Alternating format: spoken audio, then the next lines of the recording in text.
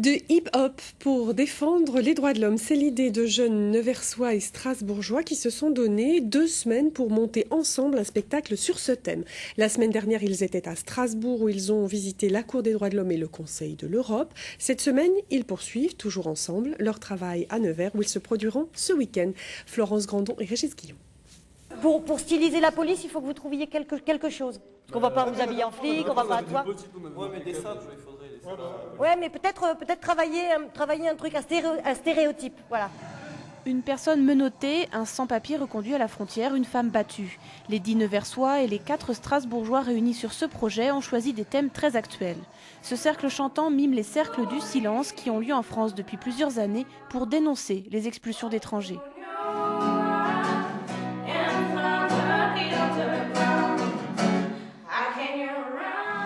À la télé, ce qui se passe en ce moment, c'est l'actualité, tout ça, les droits de l'homme, beaucoup les droits qui sont bafoués, c'est l'actualité.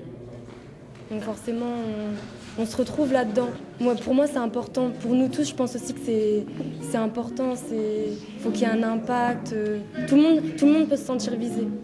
Ils ont choisi d'extérioriser ces violences et le manque de liberté avec leur mime, leur danse et rien d'autre. Tarek garde en mémoire une discussion avec des jeunes en Palestine, rien à voir avec sa conception de la liberté de circuler. Je leur disais un exemple, j'allais en Allemagne sans forcément avoir mes papiers sur moi. Ils ne me croyaient pas parce qu'ils me disaient nous on ne peut pas se permettre de faire 100 mètres sans avoir ses papiers. C'est quelque chose qui n'est pas concevable pour eux. Donc la notion de liberté, je reviens toujours dessus, liberté des droits de l'homme n'est pas évidente pour tout le monde et personne n'a la même définition.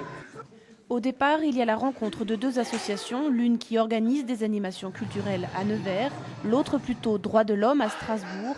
Ajouter un financement du Conseil de l'Europe et voilà le défi lancé, monter un spectacle en 10 jours. Je pense qu'on va éviter tout travail d'écriture parce qu'on n'aura pas le temps, donc ce sera de l'improvisation sur vraiment quelque chose de fixé à la base, quoi. Ce sera un spectacle d'une demi-heure, pas plus.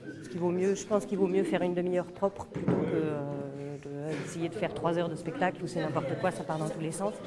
Le spectacle aura lieu jeudi prochain à 19h30 au Café Charbon. Après la représentation, le public sera amené à réagir, poser des questions ou participer.